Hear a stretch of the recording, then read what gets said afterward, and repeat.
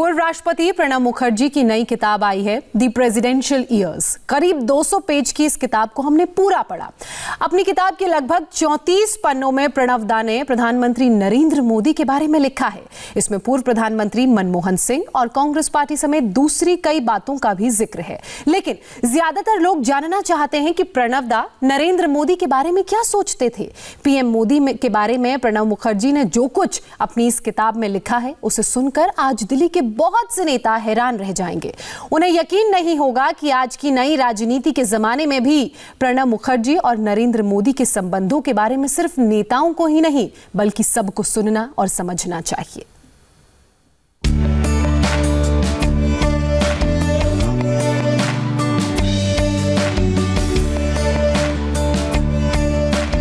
मोदी के personal album से बाहर आई ये पिक्चर प्रधानमंत्री और पूर्व राष्ट्रपति के रिश्ते की सही व्याख्या करती है। भारत का प्रधानमंत्री प्रेसिडेंट प्रणब दा से आशीर्वाद लेते हुए। दोनों की सियासी विरासत अलग, विचारधारा अलग, लेकिन आधुनिक भारत में ऐसा इकलौता ही उदाहरण है जब प्रधानमंत्री और राष्ट्रपति एक दूसरे के साथ इतने सहज महसूस करते हो। नरेंद्र मोदी के पास प्रणब दा की कुछ तस्वीरें हैं, कुछ किस्से हैं जो वो दुनिया से कभी कभार शेयर करते हैं। प्रणब दा अपने हिस्से के किस्से द प्रेसिडेंशियल ईयर्स नाम की किताब के चंद पन्नों में लिख कर गए। याद होगी ये तस्वीरें जब देश का जनादेश पाकर नरेंद्र मोदी राष्ट्रपति प्रणब मुखर्जी से मिलने पहुंचे थे। शिष्टाचार वाली ये मुलाकात कैसे शुरू हुई, ये पहले वीडियो में देखिए। उस बातचीत को कान लगाकर सुनिए। 26 January,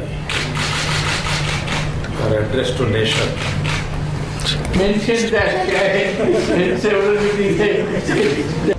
और अब इस बातचीत के बारे में प्रणब दा क्या लिखते हैं, वो भी शब्दशः सुनिए।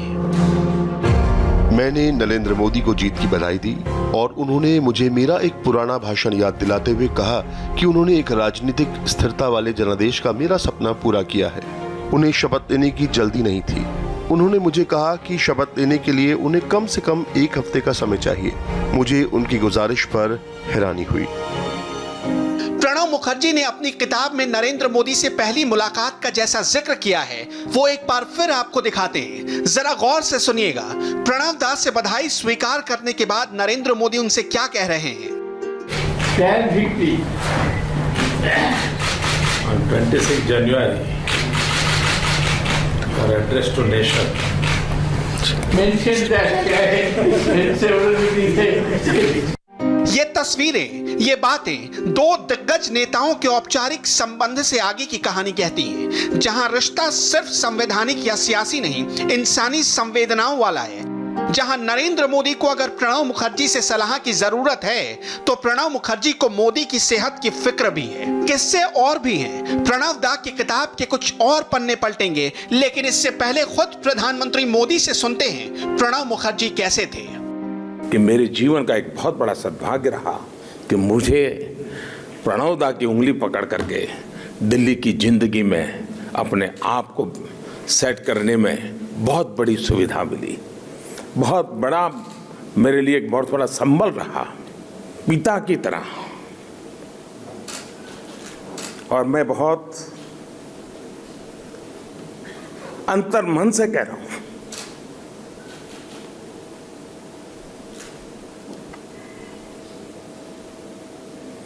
कोई पिता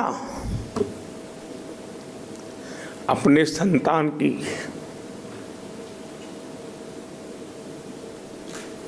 जैसे देखभाल करे। देखो मोदी जी, आधा दिन तो आराम करना ही पड़ेगा। मुझे दा कहते हैं, प्रणब दा कहते हैं, भाई इतना काहे दौड़ रहे हो, कुछ कार्यक्रम कम करो, तुम तबीयत का संभालो।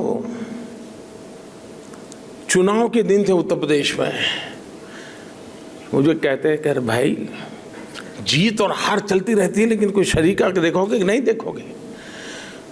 ये राष्ट्रपति के दायित्व का हिस्सा नहीं था, लेकिन उनके भीतर का इंसान अपने एक साथी की चिंता और मैं मानता हूं कि ये व्यक्तित्व, ये संबंध, ये रूप राष्ट्र जीवन के लिए एक बहुत बड़ा हम जैसे लोगों को प्रेरणा देने वाला काम होता है, और वो काम प्रणव दा ने किया है। नरेंद्र मोदी के पास प्रणब मुखर्जी के हजारों किस्से हैं, लेकिन एक ऐसी पहेली है जिसे पहली मुलाकात में ही प्रणब दा समझ गए। नई दिल्ली के सियासी सर्किट में सब ऐसा मानते थे कि मोदी के पास विदेश नीति का कोई खास अनुभव नहीं है। जब वो पहली बार प्रणब मुखर्जी से मिले तो बातों बातों में शपथ ग्रहण के मेहमानों का भी जिक्र निकला। मोदी ने प्रणब दा से कहा कि वो अपने शपथ ग्रहण में सार्क देशों के सभी नेताओं को बुलाना चाहते हैं। इनमें पाकिस्तान के पीएम नवाज शरीफ भी शामिल थे। प्रणब मुखर्जी को यह आइडिया बेहद पसंद आया। उस दिन प्रणब दा ने सोचा कि मोदी अलग सोचने वाले नेता हैं, और यही किस्सा दादा ने अपनी किताब में इस अंदाज में लिखा है। इसके बाद मोदी ने कहा कि वो सार्क देशों के राष्ट्राध्यक्षों, शासनाध्यक्षों को अपने शपथ ग्रहण में आमंत्रित करना चाहते हैं। उन्होंने इस बारे में मेरी राय मांगी। मैंने उनके विचार की तारीफ की और ये भी कहा कि वो इस बारे में इंटेलिजेंस ब्यूरो से भी चर्चा कर ले, क्योंकि अफगानिस्तान, पाकिस्तान और श्रीलंका के नेताओं की सुरक्षा को लेकर काफी जोखिम होते हैं।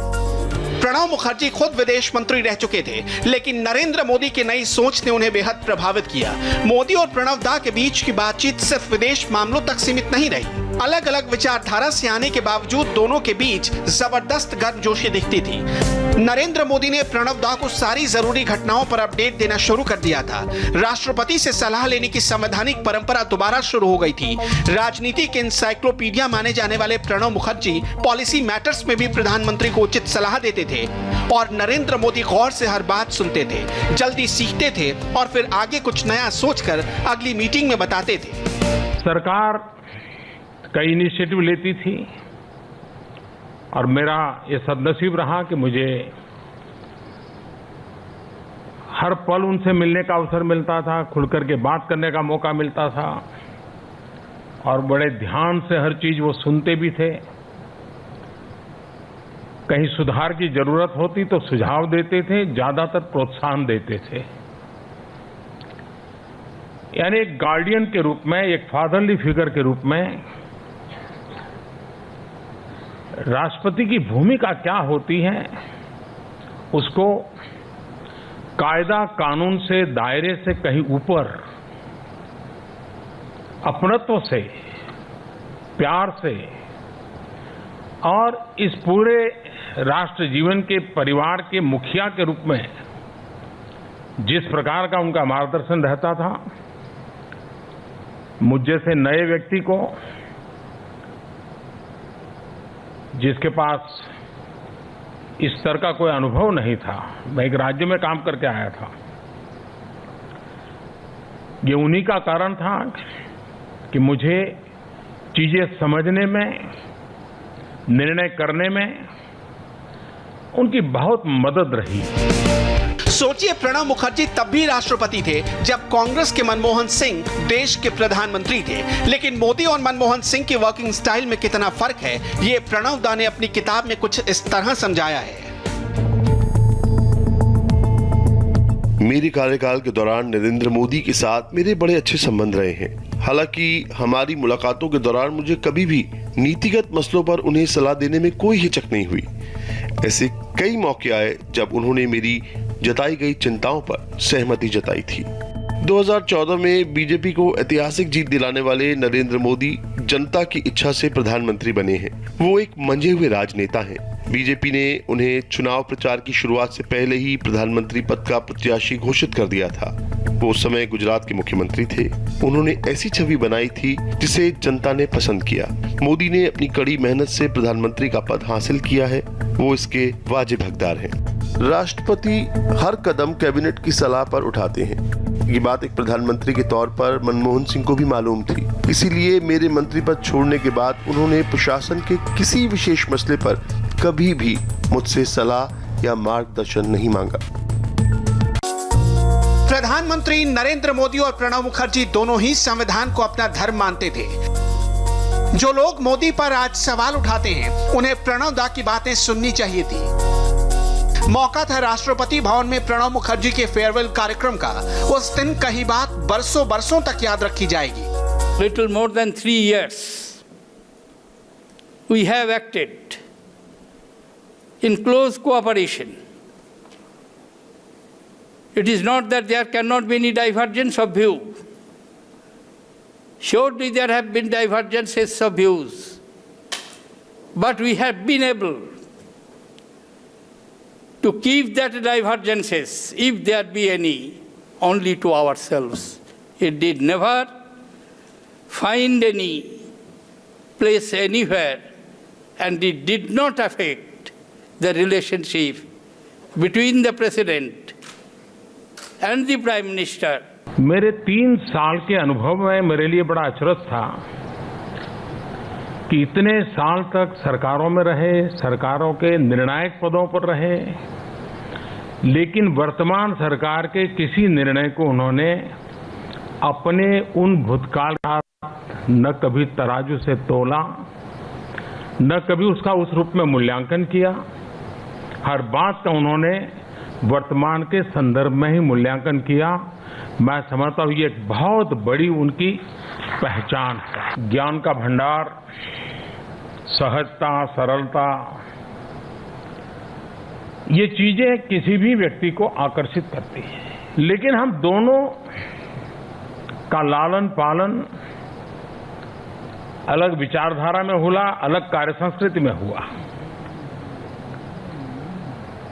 अनुभव में भी मेरे और उनके बीच में बहुत बड़ा फासला है, लेकिन मुझे कभी ये उन्होंने फील नहीं होने दिया।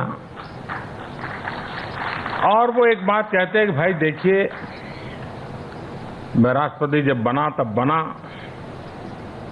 आज राष्ट्रपति हूं, लेकिन लोकतंत्र कहता है कि देश की जनता ने तुम पर भरोसा किया है, तुम्हारा दायित्व है और मेरा काम है कि तुम इस काम को अच्छे ढंग से करो। राष्ट्रपति पद, राष्ट्रपति भवन और प्रणब मुखर्जी स्वयं उसके लिए जो भी कर सकते हैं करेंगे। राष्ट्रपति रहते हुए प्रणब दा ने राष्ट्रपति भवन के मायने बदले। आम पब्लिक के लिए प्रेसिडेंट हाउस के दरवाजे ज्यादा खोले गए। मोदी ने उस वक्त राष्ट्रपति भवन को लोक भवन की संज्ञा दी थी। दोनों को ही एक दूसरे के नए नए आइडिया सुनने और उसे वक्त पर पूरा करने में आनंद आता था। जब रिश्ते इतने नेचुरल और भरोसे वाले हों तो प्रधानमंत्री और राष्ट्रपति की मुलाकात सिर्फ रूटीन नहीं रह जाती थी। इसलिए प्रणब दा जब विदेश दौरे पर जाते थे तो प्रधानमंत्री उन्हें एक चिट्ठी भेजते थे। इस चिट्ठी में क्या लिखा होता था, दादा ने किताब में बताया है। मैं जब भी किसी विदेश यात्रा पर जाता था तो मैं इस मुद्दे पर प्रधानमंत्री से चर्चा करता था। वो मुझे एक चिट्ठी भेजा करते थे जिसमें संबंधित देश के साथ हमारे द्विपक्षीय संबंधों की मुख्य बातों का जिक्र होता था। ये रिवाज प्रधानमंत्री मोदी ने ही शुरू किया था। आधी रात जीएसटी पास होना,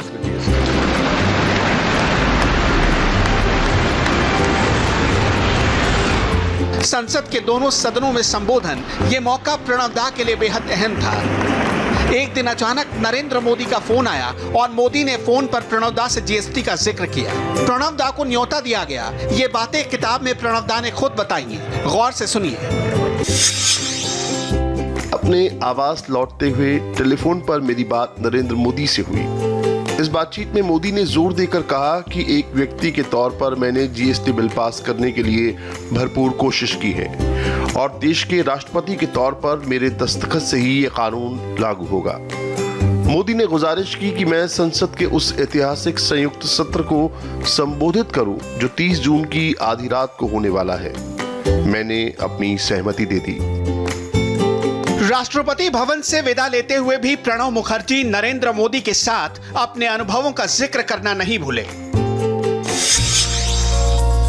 जैसा कि मैंने शपथ लेते वक्त भी कहा था कि मैं अपने संविधान की रक्षा और उसका पालन करूंगा, न केवल शब्दों में बल्कि भावना में भी। इस काम में मुझे प्रधानमंत्री मोदी से बहुत सहयोग मिला।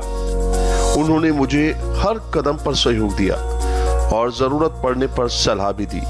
वो पूरी ऊर्जा और उत्साह से देश में क्रांतिकारी बदलाव लाने के लिए काम कर रहे हैं। मैं नरेंद्र मोदी के साथ हमारे अच्छे ताल्लुकात, उनकी गर्मजोशी और विनम्र व्यवहार की अच्छी यादें लेकर राष्ट्रपति भवन से विदा ले रहा हूं।